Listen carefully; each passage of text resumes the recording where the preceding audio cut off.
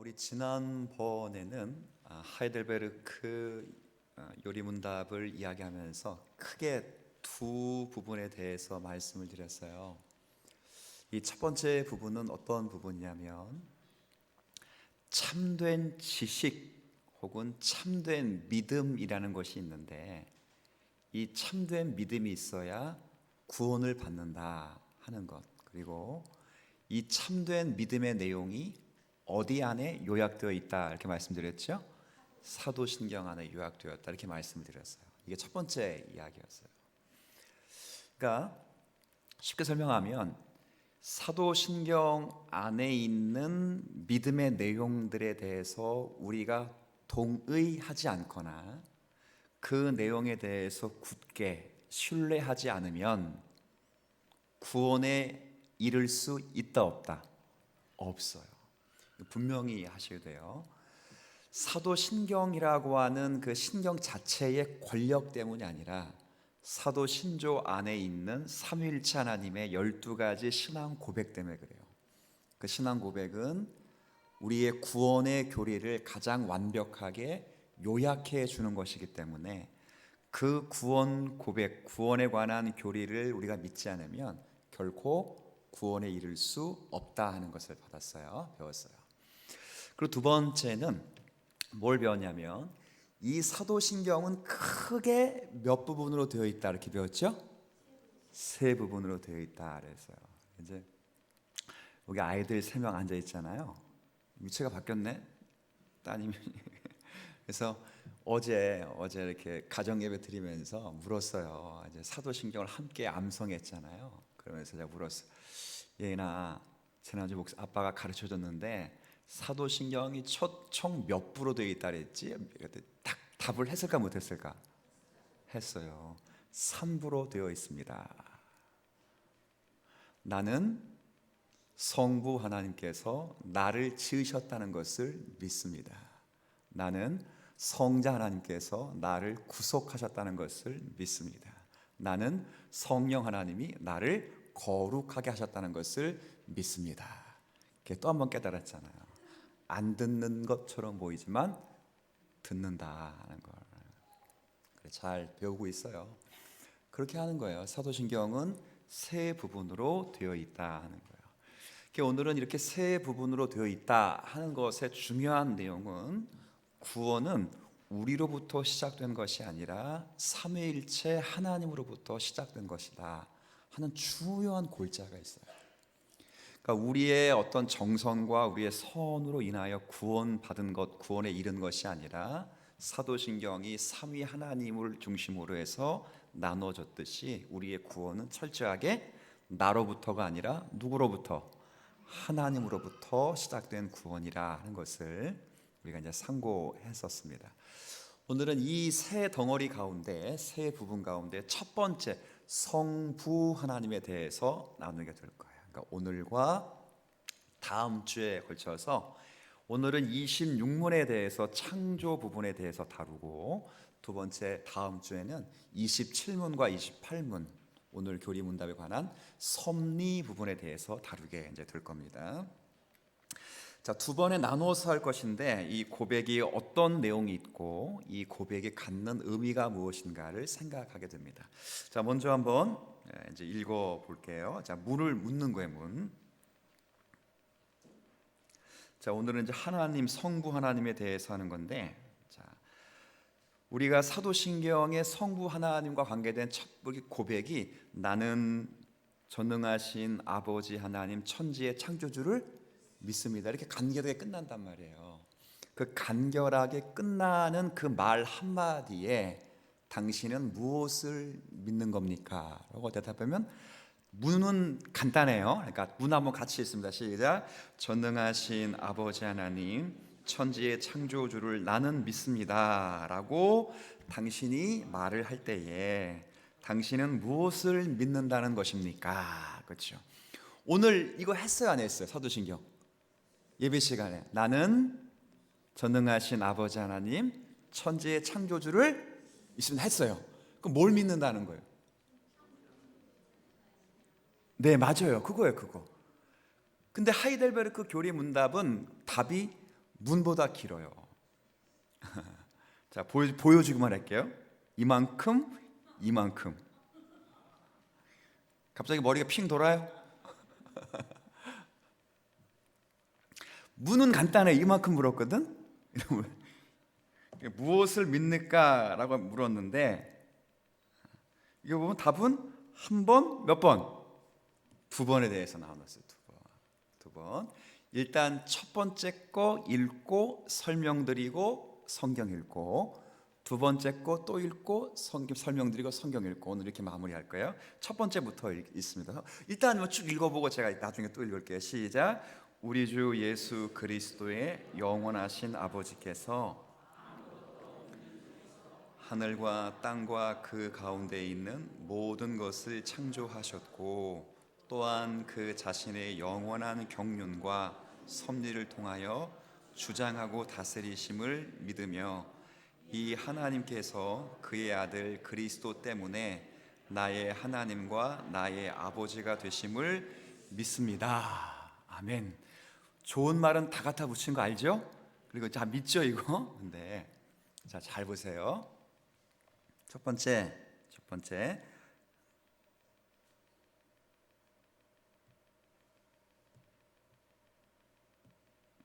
자, 첫 번째 뭘 믿어요?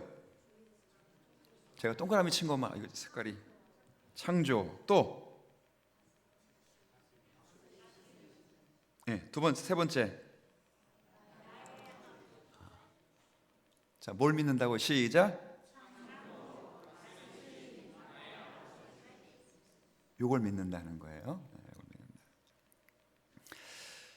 근데 여기서 가장 중요한 건 이게 뭐냐면, 그러니까 이제 그리스도의 구속을 통해서 창조주 하나님이 나와 아버지와 아들과의 관계로 묶여 있습니다. 이게 제일 중요해요. 그러니까 가장 먼저 제가 동그라미 친 제가 얻은 거예요. 창조 자체가 나랑 하나님과 나를 묶어주는 게 아니라고. 다스림 자체가 나를 하나님과 묶어주는 게 아니에요.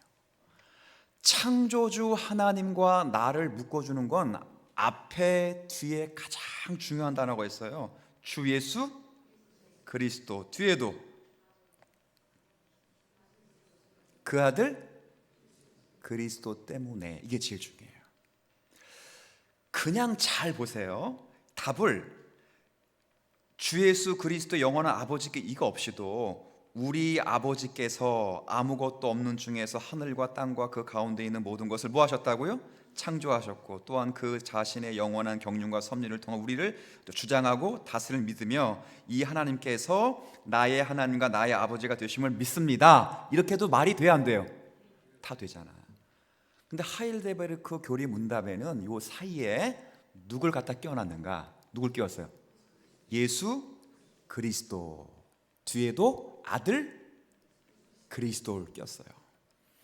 그러니까 하이델베르크 교리 문답, 위로를 누리기 위하여 문답을 작성했을 때 당시에 가장 큰 관심사는 하나님의 창조와 하나님의 다스림이, 그 하나님의 창조주가 우리와 어떤 연관성을 맺느냐 그럴 때 아버지와 아들과 연관성을 맺는다는 거예요.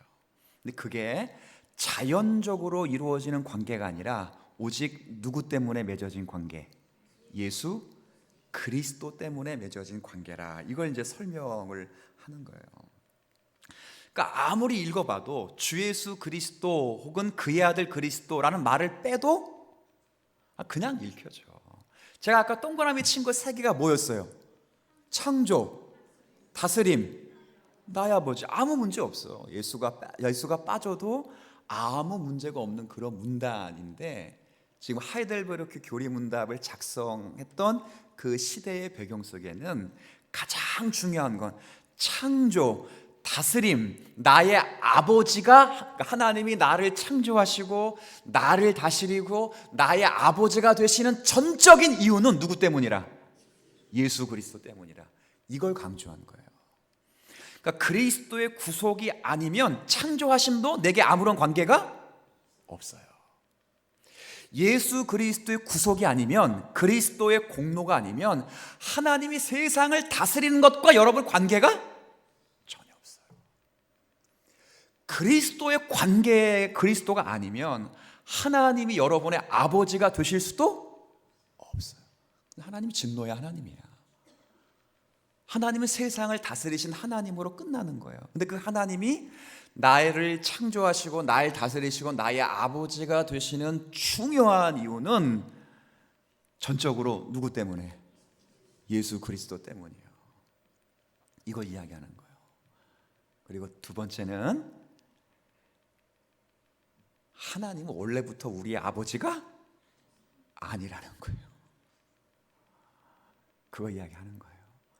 하나님은 원래부터 우리의 아버지가 아니고 우리가 하나님을 아버지라 부를 수 있는 건 누구 때문에?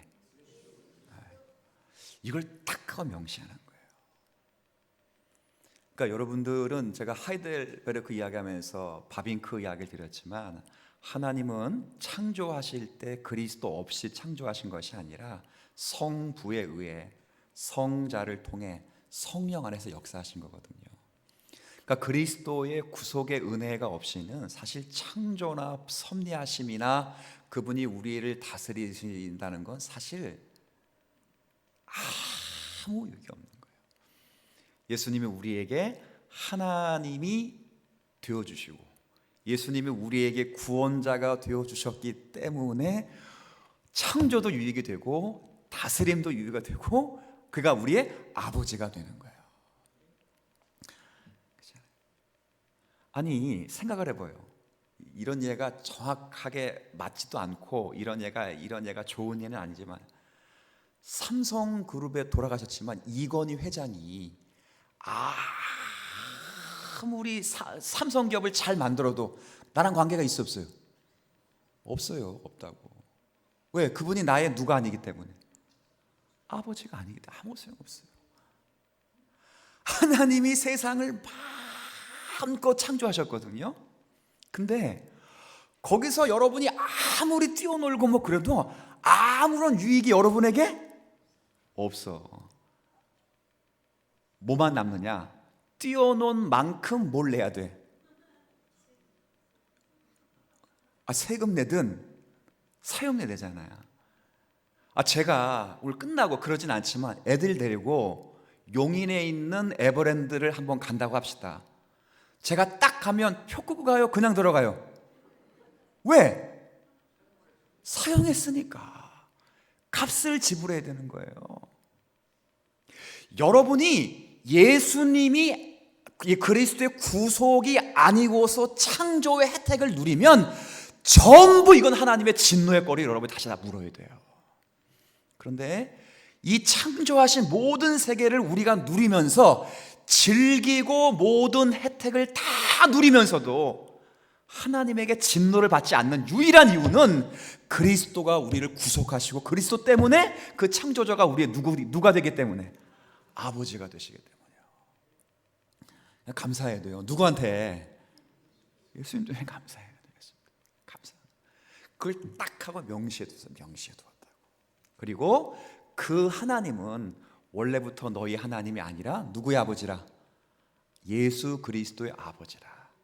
근데 그 그리스도 예수 때문에 너희에게도 뭐가 됐다? 이거 꼭 하셔야 돼요. 믿지 않는 사람에게 하나님은 너희의 아버지셔. 성경에 어디 그게 나왔어? 그게 어디? 성경에 그게 어디 나왔어요? 믿지 않는 사람들에게 야, 하나님은 너희 아버지시. 어디 거기 나왔어요? 어디? 성경에 없는 이야기를 하면 안 돼.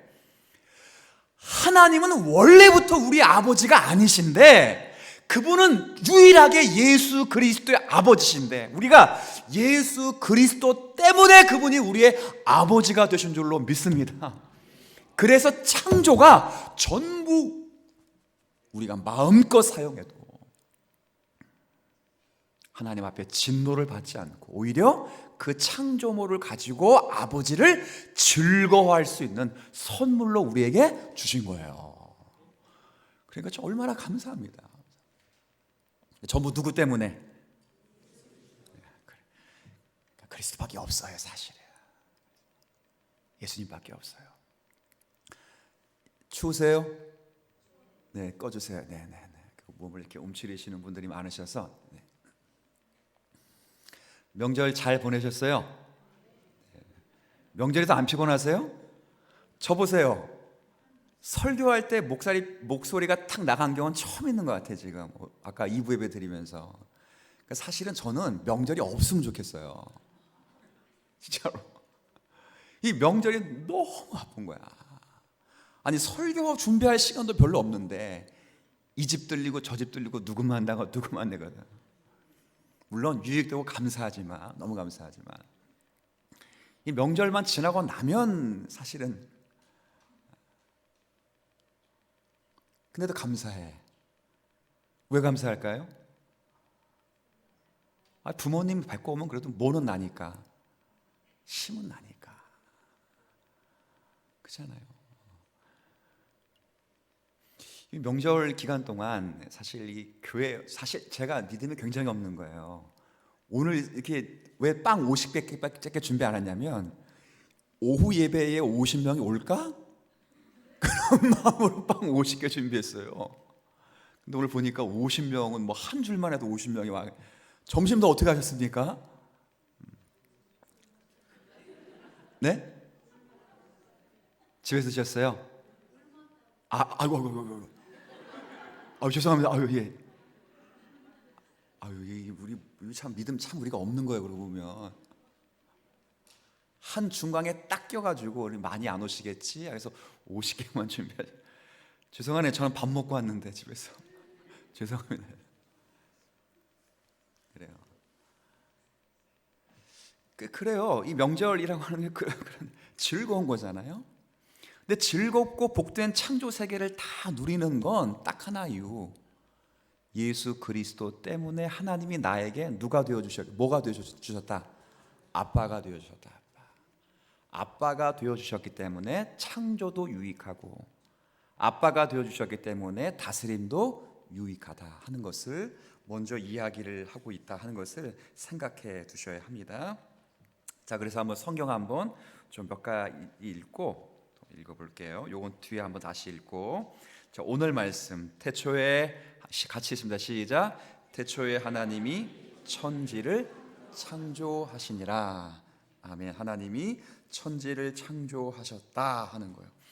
근데 만드셨을 뿐 아니라 만드신 모든 것을 다스리시는데, 이 다스리시는 말씀도 한번 시편 33편 6절로 한번 같이 읽습니다. 시작. 여호와의 말씀으로 하늘이 지음이 되었으며 그 만상이 그 입 기운으로 이루어졌도다. 아멘. 창조되고 다스려지는데, 자, 시편 104편 1절 함께 읽습니다. 시작. 내 영혼아 여호와를 송축하라. 여호와 나의 하나님이여 주는 심히 광대하시며 존귀와 권위를 입으셨나이다.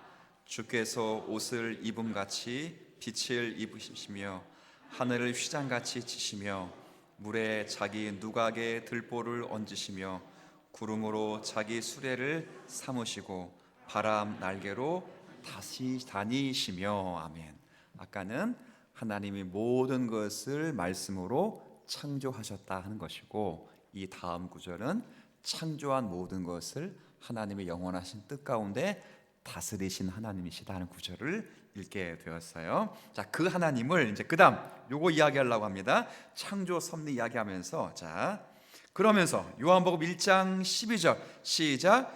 영접하는 자 곧 그 이름을 믿는 자들에게는 하나님의 자녀가 되는 권세를 주셨으니 라고 되어 있어요. 그 이름이 누구의 이름이에요? 예수 그리스도의 이름이거든요. 그 그리스도의 이름으로 구속을 통해서 하나님이 나의 아버지가 되셨다 하는 것을 딱 명시해 두는 거예요. 그래서 지금 앞에 있는 창조와 다스림이 우리와 연결이 되고, 그리스도의 구속을 통해서 하나님의 창조하심이 우리의 삶에 연결이 된다 하는 거예요.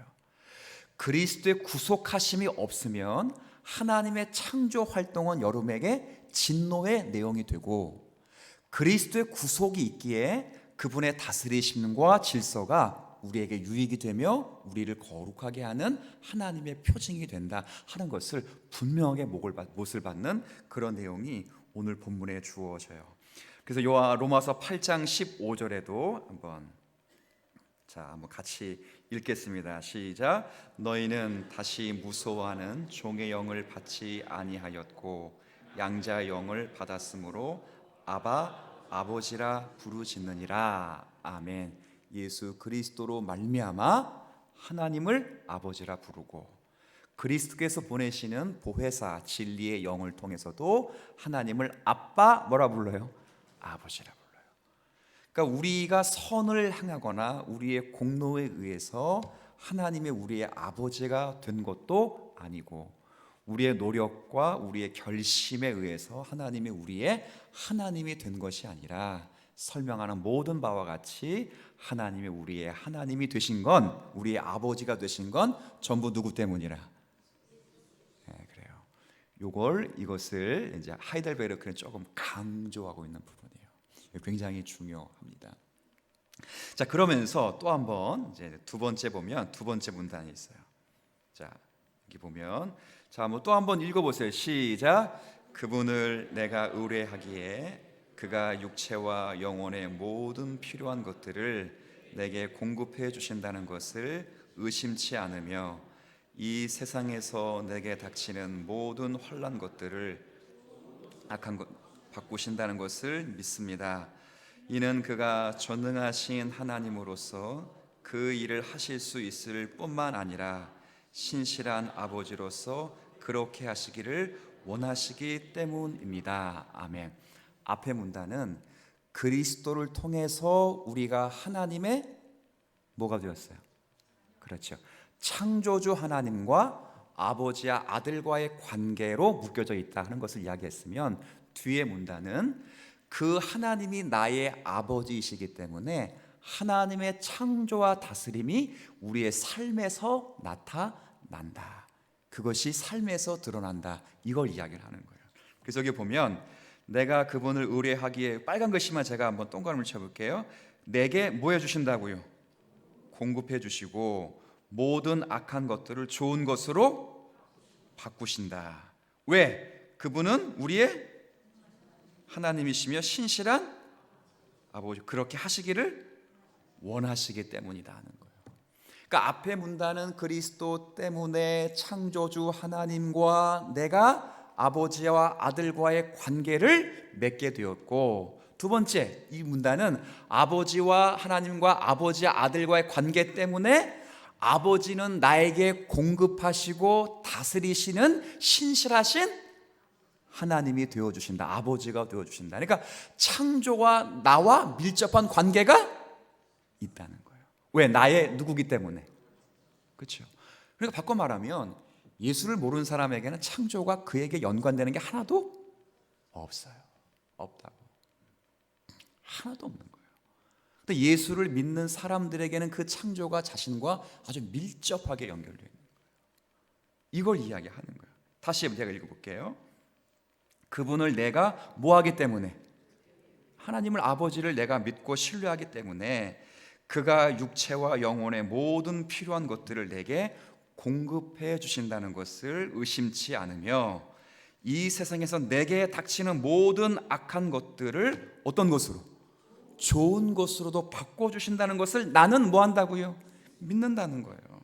왜 그렇게 하시는가? 이것은 그가 전능하신 하나님이시기도 하시고 그 일을 하실 수 있을 뿐만 아니라 나에게 신실한 뭐가 되시기 때문에, 아버지가 되시기 때문에, 그렇게 원하시기 때문에 그렇게 하신다는 거예요. 이게 하나님을 믿는 백성들이 누리는 유익한 위로예요. 처음으로 말하면 전부 누구 때문에? 이거를 먼저 오늘 이야기하는 거예요. 창조가 뭐다. 이게 하이델베르크는 그거 설명하는 게 아니에요. 웨스트민스터 신앙고백서는 창조 자체가 뭔지 설명하거든요. 근데 하이델베르크는 창조 자체를 설명하는 게 아니라 이것이 우리에게 어떻게 관계되는가를 설명하는 게 중점적인 주안점으로 등장하고 있어요. 한번 몇 구절 한번 더 한번 읽어보겠습니다. 아까 읽었던 말씀 가운데 여기. 자, 그래서 섭리하시기 때문에 하나님과 나와의 관계 속에서 있기 때문에 한번 마태복음 6장 25절 한번 그 이하 읽겠습니다. 시작. 그러므로 내가 너희에게 이르노니 몸을 위하여 무엇을 입을까 염려하지 말라. 목숨이 음식보다 중하지 아니하며 몸이 의복보다 중하지 아니하냐. 공중에 새를 내라. 심지도 않고 거두지도 않고 창고에 모아 들이지도 아니하되 너희 천부께서 기르시나니 너희는 이것들보다 귀하지 아니하냐. 그렇죠? 세상의 모든 것들을 하나님께서 다스리시고 천사 그리고 참새 모든 세상 것들 영적인 것들도 다 다스리시는데 너희는 그것들보다 뭐예요? 귀하기 때문에. 왜? 하나님이 나의 뭐예요? 아버지시기 때문에 계속 강조되는 게 천부 하나님 아버지라는 거예요. 그래서 오죽 제가 강의할 때 한번 주기도문 가르칠 때 그랬어요.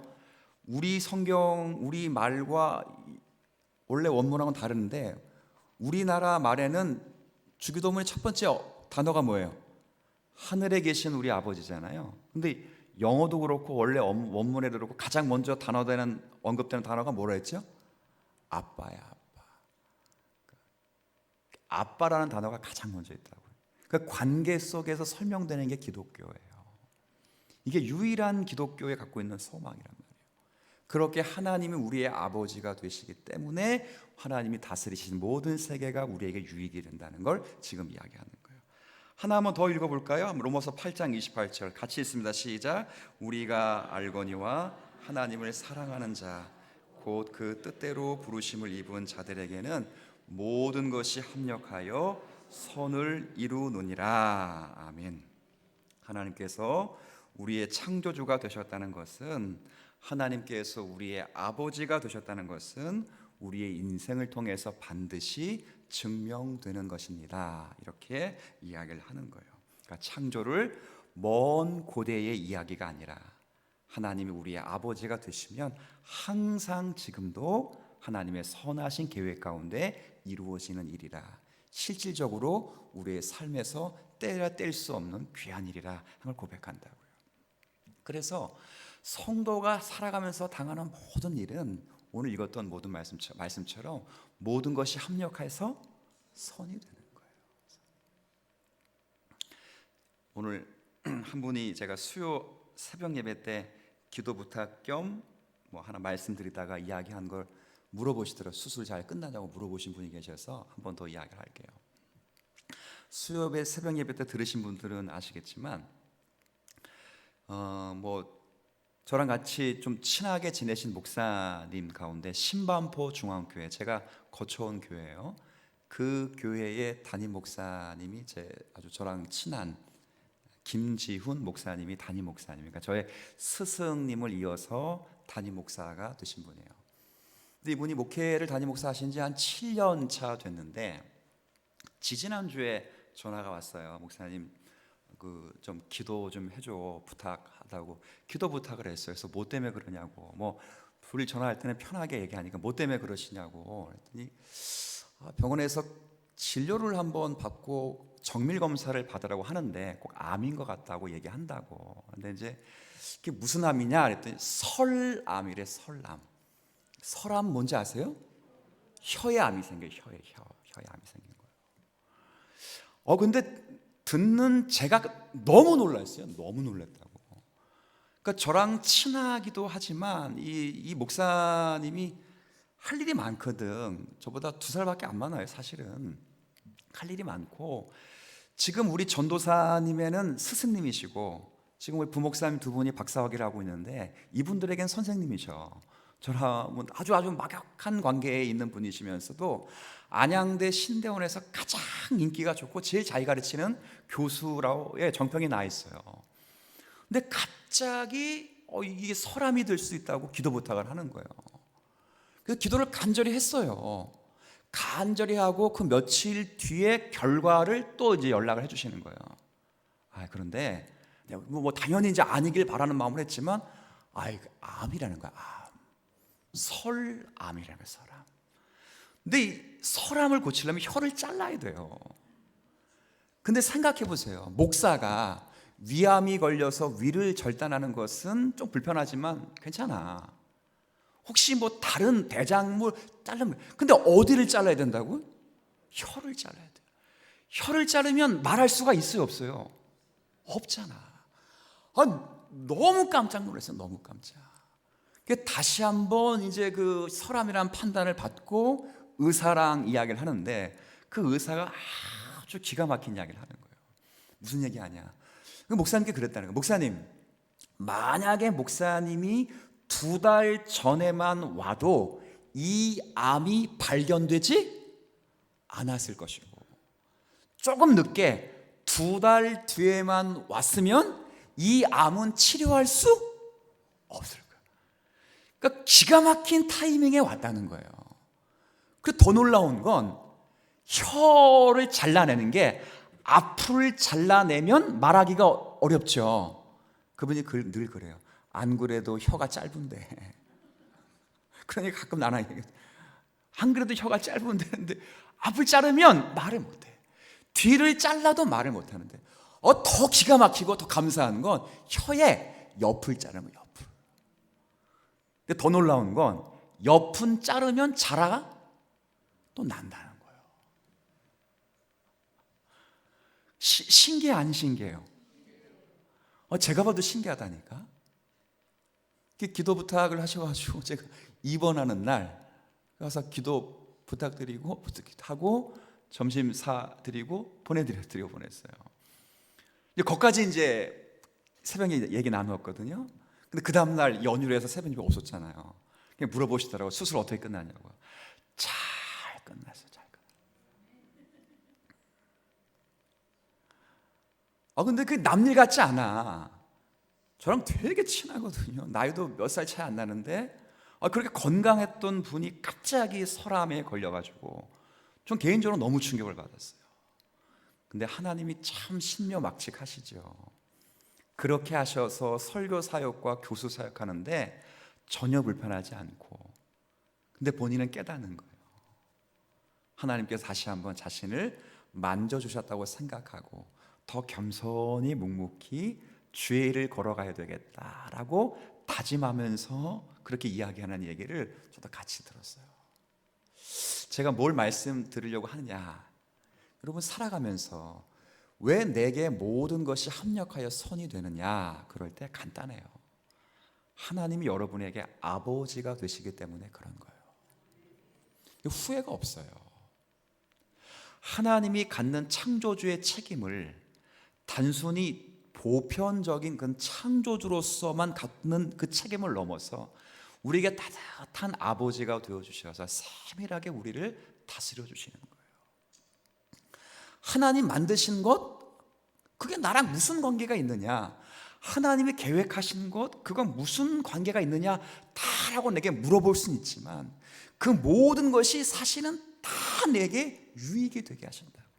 그래서 만물이 주에게서 나오고 주로 말미암고 주에게로 돌아가도록 역사하시는 분이 하나님이신데, 이 하나님이 나에게는 아빠가 되시고 자격이 전혀 없는 자의 아빠가 되시는 것은 내 노력과 내 선한 결과가 아니라 예수 그리스도의 구속의 은혜 때문에 내가 하나님의 자녀가 됐다는 것, 이걸 누리는 것이 신앙이라는 것, 이게 성도가 살아가는 위치예요. 여러분이 무슨 선한 일을 해서 하나님의 자녀가 되었습니까? 인간은 선한 일을 할 수가 없어요. 제가 마이클 샌들이라는 분이 쓴 정의란 무엇이라는 책을 읽고 굉장히 놀랐어요. 정의란 세상에 있는가? 세상에 정의는 없어요. 세상에 정의는 힘에 의한 정의예요. 강요된 정의라고. 간단하게 한번 설명해 볼까요? 예를 들면 자꾸 이제 이렇게 집에, 우리 집 얘기해서 미안하지만 어릴 때 예인이하고 막 둘째랑 셋째가 자꾸 뭐 갖고 싸우는 거예요. 빵 갖고 싸우는 거예요. 그래서 제가 공평하도록 하기 위해서 빵을 반으로 딱 나눠줬어요. 둘을. 근데 둘 다 반으로 딱 나눠줘. 나는 공평한데 누구는 공평한데 누구는 공평하지 않는 거예요. 누구는 공평하지 않았을까요? 큰 애는 공평하지가 왜? 덩치 차이가 엄청 나는 거예요. 공평이라는 게 세상에 있을 수가 없는 거예요. 그래가지고 다시 3분의 2는 덩치 큰 애에게, 3분의 1은 작은 애에게. 그러니까 누가 입이 쫙 나왔을까요? 나는 그게 공평하다고 생각하는데 공평함을 받는 자는 그 공평하지가 않는 거예요. 세상에 진짜 공평이 있는가? 그 책은 묻는 거야. 진짜 공평이 있는가? 세상은 공평은 전부 힘에 의한 공평이에요. 힘이 강요되지 않으면, 힘이 개입되지 않으면 공평이라는 거 없어요. 그러니까 세상의 정의라는 것도 사실은 힘이 있기 때문에 정의가 있는 거예요. 근데 그 힘에 의해서 이렇게 반대쪽에 있는 사람들은 힘 있는 사람이 정의라고 말해도 그 사람은 정의라고 생각하지 않는 거죠. 그렇기 때문에 인간은 하나님 앞에 정의로울 수가 없어요. 늘 말하잖아요. 도요토미 히데요시는 우리에게는 역적이지만 일본에게는 그렇죠. 안중근은 우리에게는 영웅이고 우리에게는 의인이지만 일본에게는 그냥 나쁜 사람이에요. 없다고. 우리가 가지고 있는 어떤 객관적인 것도, 어떤 선도 하나님의 선함을 만족시킬 수가 없어요. 여러분이 아무리 순결하고 아무리 깨끗하고 아무리 정직해도 회전하는 그림자조차 없는 하나님의 순결은 따라갈 수가 없는 거예요. 근데 그런 하나님이 여러분을 선하다고 인정해 준 것, 여러분을 복되다고 인정해 준 것, 여러분을 아들로 자녀로 삼아 주신 이유는 딱 하나, 여러분이 선하시기 때문이 아니라 자신의 아들이 선하시고 그 아들 안에서 여러분을 받아주셨기 때문에 여러분을 선하다고 말하는 거예요. 그래서 은혜를 누리는 거예요. 그 은혜가 하나님의 창조하심과 섭리하심이고, 그 섭리가 우리의 인생 가운데 모든 것이 합력하여 선이 되도록 역사하시는 은혜를 누린다 하는 것을 생각하시면서 한 주간, 남은 주간 또 경주하시고 믿음으로 살아낼 수 있는 저와 여러분이 되었으면 좋겠습니다. 하나님,